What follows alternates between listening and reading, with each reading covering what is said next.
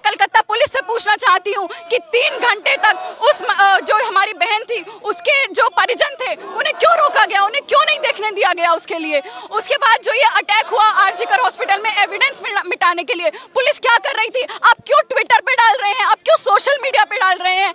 आपकी जिम्मेदारी है, कुछ तो जवाबदेही आपकी भी बनती है। आप बताएं आपने क्या किया? आप मार्च लेकर के निकल पड़ी हैं, आपने क्या किया? सारी मिनिस्ट्री आपके पास, होम मिनिस्ट्री आपके पास, हेल्थ मिनिस्ट्री आपके पास, आप क्या कर रही हैं? और जो राम और वाम वाली बात आपने कही है, ममता बनर्जी जी ने कहा कि मैंने देखा वहां पे लाल झंडे थे, वहां पे सफेद झंडे थे और वहां पे तिरंगा था, इसलिए यहाँ पे भाजपा के लोग होंगे। मतलब ममता बनर्जी मानती हैं कि जहाँ तिरंगा होगा वहाँ भाजपा के लोग होंगे? टीएमसी वाले नहीं लेते क्या तिरंगा? सबका नहीं है क्या तिरंगा? तिरंगा देख के ये बता दिया कि भाजपा के लोगों ने हमला कराया है। क्या चाहती है ममता बनर्जी? अब हो गया है, ममता बनर्जी का रेजिग्नेशन हमें चाहिए, हमने बहुत देख लिया है।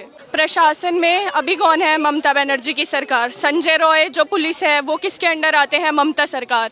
तो ये कहना कि राम और वाम कर रहे हैं तो आप खुद ही समझदार हैं, इसमें हम क्या ही कहें इससे आगे कि ये ममता बनर्जी के खुद के ही गुंडे हैं जो इस कार्य को कर रहे हैं और उसके बाद बचा रहे हैं। महिला मुख्यमंत्री होने के बाद भी अगर वो ऐसी घटिया हरकतें कर रही हैं तो इसमें तो बस मैं ममता बनर्जी से यही कहूंगी कि वो अपना रेजिग्नेशन दे। बंग भवन के बाहर इस समय हम मौजूद हैं, जहां पर अखिल भारतीय विद्यार्थी परिषद की तरफ से आज प्रोटेस्ट मार्च निकाला गया है और ये प्रोटेस्ट मार्च है पश्चिम बंगाल सरकार के खिलाफ।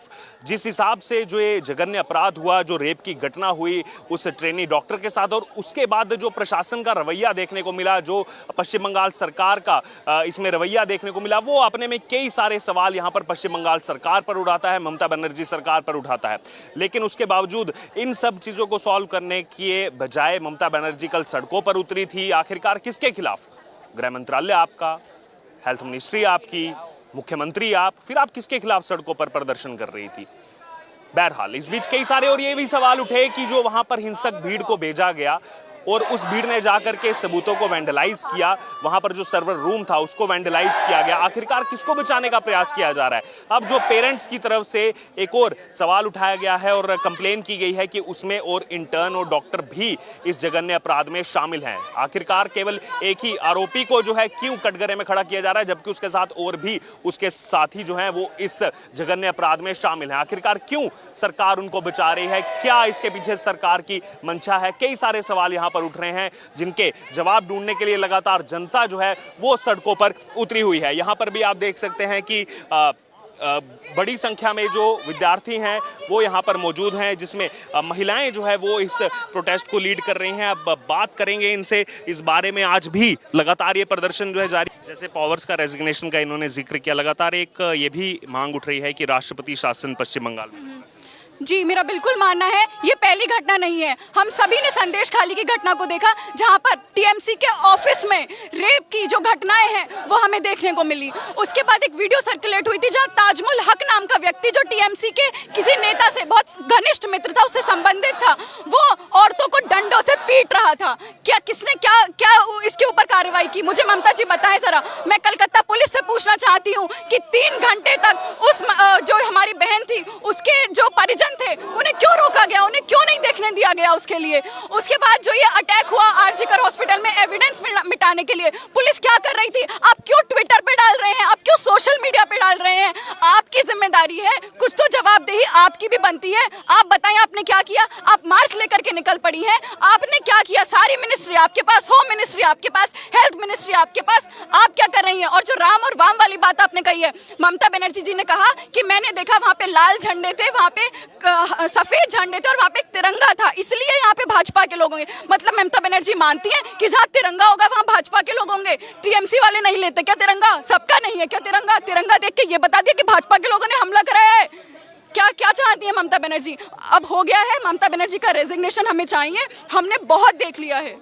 जैसे आपने जिक्र किया परिजनों का, अभी जो एक और उन्होंने कंप्लेन की है उसमें यह है कि केवल एक अपराधी नहीं है और भी इसमें अपराधी शामिल है, उनको क्यों बचाने का काम कर रही है सरकार? क्योंकि जितने भी फैक्ट्स निकल करके सामने वो इसी और इशारा कर रहे हैं। इसका सीधा सा यही मतलब है कि जो कहीं ना कहीं अपराधी हैं वो कहीं ना कहीं ममता बनर्जी के पार्टी के लोगों से, उनके एमएलए या फिर एमपी से संबंधित हैं, इसलिए ये बहुत सुनियोजित तरीके से बचाया जा रहा है। मैं तो सीधे सीधे यही मानती हूँ। उसके अलावा कुछ खबरें ये भी आ रही हैं कि जो इससे सीधे तौर पर जो अपराधी जुड़े हुए हैं, जो 10-15 लोग जुड़े हुए हैं, उन्हें भगा दिया गया है, वो देश में ही नहीं है। तो ये सीधे सीधे बचाने की राजनीति ममता बनर्जी कर रही है। देखिए इस समय जो चीजें निकल करके आ रही हैं वो इसी ओर इशारा कर रही है कि कई सारे सवाल जो हैं वो सरकार पर उठते हैं, प्रशासन पर इस समय उठते हैं। ये क्या नाम है आपका? ऊर्जा अग्रवाल।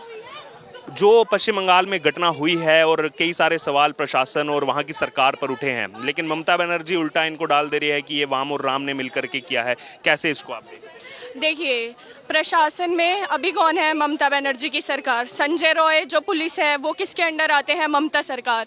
तो ये कहना कि राम और वाम कर रहे हैं, तो आप खुद ही समझदार हैं, इसमें हम क्या ही कहें इससे आगे, कि ये ममता बनर्जी के खुद के ही गुंडे हैं जो इस कार्य को कर रहे हैं और उसके बाद बचा रहे हैं। इसमें मैं इतना ही कहना चाहूँगी। लगातार हम बेटी बचाओ बेटी पढ़ाओ की बात करते हैं और ममता बनर्जी खुद महिला मुख्यमंत्री हैं, फिर भी महिलाओं के साथ ये पहली घटना नहीं है, लगातार घटनाएं वहाँ से सामने आती हैं। फिर भी क्या लग रहा है कि ममता बनर्जी क्यों इसमें जो है वो आश्रय देने का काम करती हैं?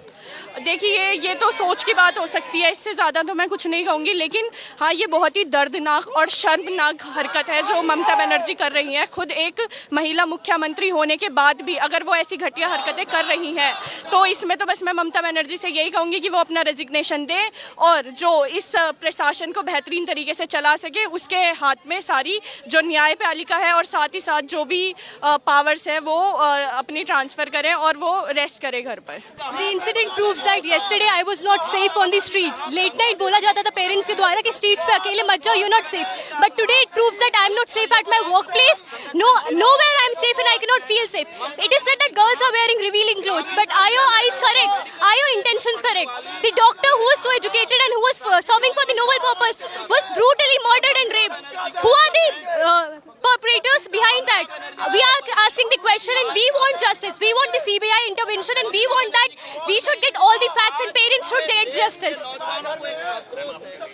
देखिए इसमें जो यहाँ पर चीज़ें कही जा रही हैं कि फैक्ट्स निकल करके सामने है, लेकिन दूसरी तरफ ये भी जो है सूत्रों के हवाले से खबर आई कि जो वहाँ पर पहले पुलिस को करना चाहिए था, जो एविडेंस कलेक्ट करने चाहिए थे, वो एविडेंस पुलिस ने समय रहते कलेक्ट ही नहीं किए और जैसे ही मामला सीबीआई के पास गया उसी समय उसी रात को वहाँ पर हिंसक भीड़ भेज दी जाती है और हिंसक भीड़ जाकर के क्या करती है, वहाँ जाकर के वैंडलाइज किया जाता है, सबूतों को मिटाने का प्रयास किया जाता है। और जो अभी ममता बनर्जी सरकार की तरफ से या टीएमसी की तरफ से कहा जा रहा है कि वहाँ पर जो प्रोटेस्टर्स मौजूद थे उन्होंने ये सब किया है, तो उनसे सीधे तौर पर मेरा एक सवाल है कि अगर उन प्रोटेस्टर्स ने अगर वैंडलाइज किया है तो वो अपने मंच को पहले क्यों तोड़ेंगे?